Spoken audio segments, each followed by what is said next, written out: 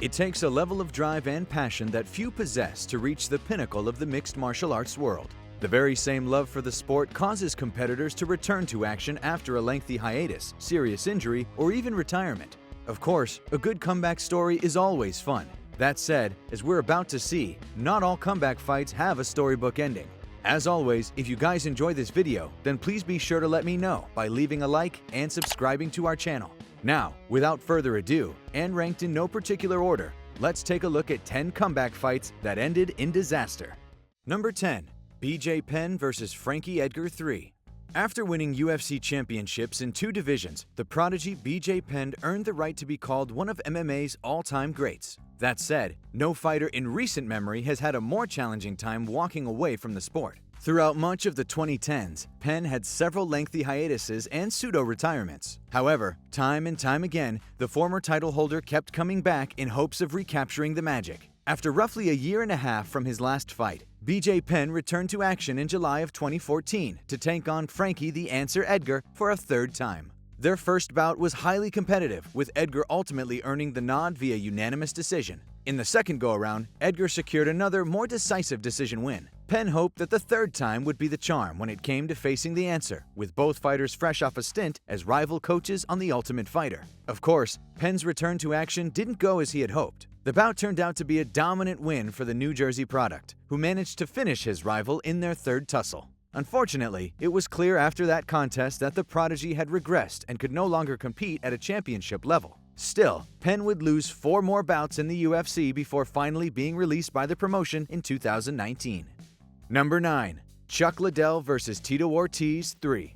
In his prime, the Iceman Chuck Liddell was one of the most feared strikers in the game. The former UFC champion earned KO victories over some of the sport's best, including Randy Couture, Alistair Overeem, and Tito Ortiz. Unfortunately for Liddell and his fans, the Iceman's final years in the UFC were disastrous. Prior to his initial retirement, Liddell had lost 5 of his last 6 bouts in the octagon, having been finished in 4 of those contests. Finally, after being KO'd in the first round by Rich Franklin in June of 2010, the UFC icon decided to call it a career, or so we thought. Roughly 8 years after his loss to Franklin, a 48-year-old Chuck Liddell announced that he'd be returning to action to face his longtime rival Tito Ortiz, who was 43 at the time. The two would headline the first and thus far only MMA event promoted by Oscar de la Hoya's Golden Boy Promotions. In their first 2 meetings, Liddell had dominated Ortiz, having knocked out his rival on both occasions. Unfortunately, this time around, the outcome would be drastically different. And aging Liddell's reflexes were clearly shot, and Ortiz was able to pick up an easy first-round KO victory, thus sending the Iceman back into retirement.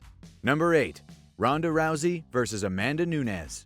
Rowdy Ronda Rousey was one of the sport's biggest stars and among the most dominant champions we've ever seen. However, after her shocking upset loss to Holly Holm at UFC 193, the former Olympian considered walking away from MMA for good. After a little over a year away, Rousey decided to return to action at UFC 207 in December of 2016. Unfortunately, her opponent that evening would be the newly crowned bantamweight queen, Amanda Nunes. To the surprise of many, Nunes dispatched her opponent with relative ease on her way to picking up a 48-second KO victory. The result would signify a passing of the torch in the women's bantamweight division, marking the end of the Rousey era. After back-to-back knockout losses, Ronda Rousey decided to hang up her gloves for good.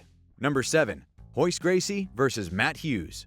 As the UFC's inaugural star, Hoyce Gracie played a crucial role in introducing Brazilian Jiu-Jitsu to the masses. In the early days of the promotion, the MMA pioneer was unstoppable. He won 3 of the first 4 UFC tournaments and remained undefeated during his first stint in the organization. After roughly 11 years away from the UFC, a 39-year-old Gracie returned to the octagon to face then welterweight champ Matt Hughes in May of 2006. Gracie came from an era in which fighters primarily relied on a single discipline, and this matchup reiterated that said era had indeed ended. Hughes wasted little time taking his opponent to the canvas and was able to ground and pound his way to a first-round TKO victory in a one-sided affair. Still, even with the Hughes loss, Hoyce Gracie's UFC record stands at an impressive 11-1-1.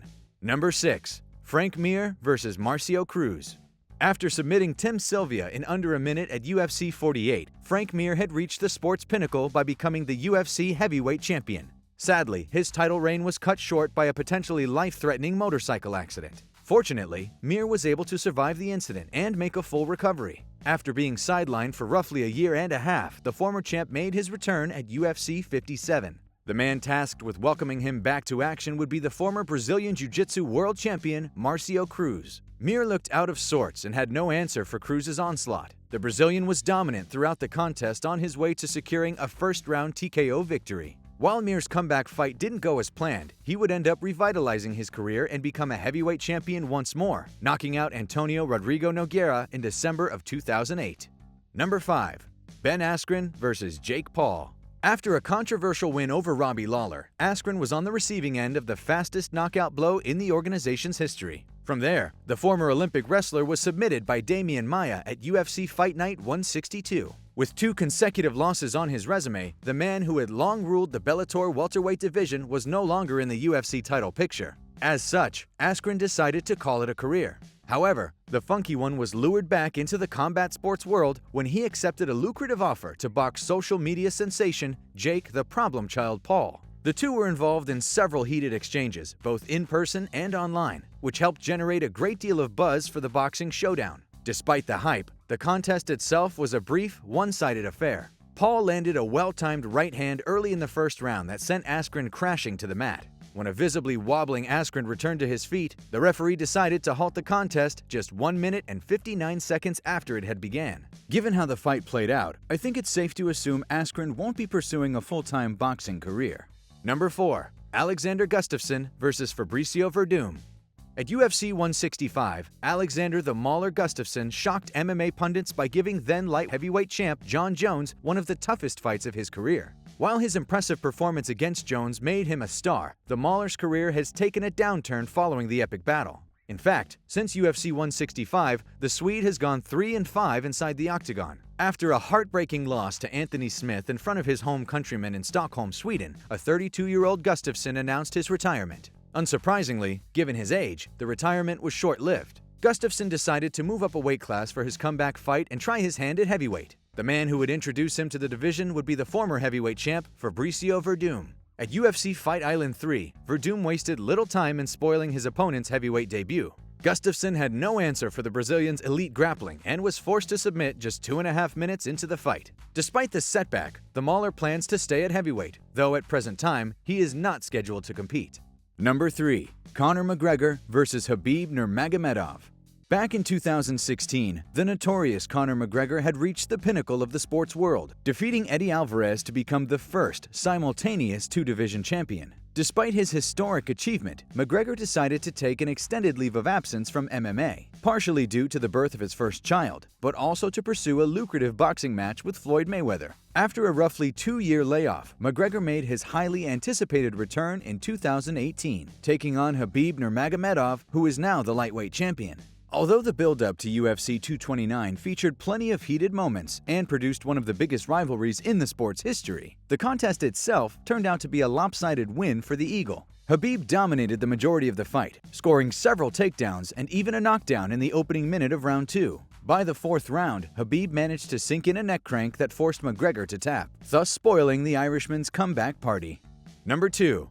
Ken Shamrock vs. Kimbo Slice. In the mid-1990s, one would be hard-pressed to find a scarier athlete than the legendary Ken Shamrock. Sadly, as is often the case with big-name fighters, the Lions Den MMA founder fought well past his prime. At Bellator 138, a 51-year-old Shamrock attempted an ill-advised comeback when he agreed to fight Kimbo Slice after nearly 5 years away from the sport. Sadly, the former UFC champion looked like a shell of his former self. After a failed submission attempt, Shamrock would be put away with a series of punches that he likely would have easily absorbed in his youth. Ken Shamrock would fight once more in February of 2016. After losing the contest to his longtime rival Hoyce Gracie, the former WWE superstar would walk away from MMA for good.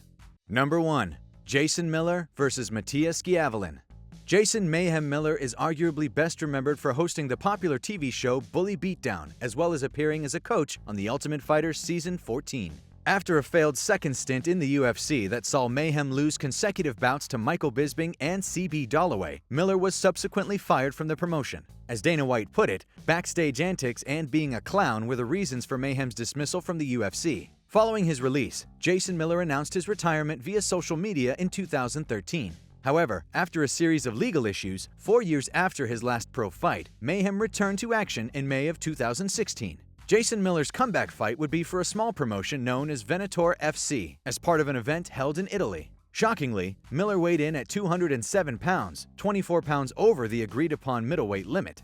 Despite the additional size, Jason Miller, a man who had once beaten greats like Robbie Lawler and Kazushi Sakuraba, would be submitted by a relative unknown in Matthias Avalon. Following numerous arrests, the former UFC star has been incarcerated since August of 2020.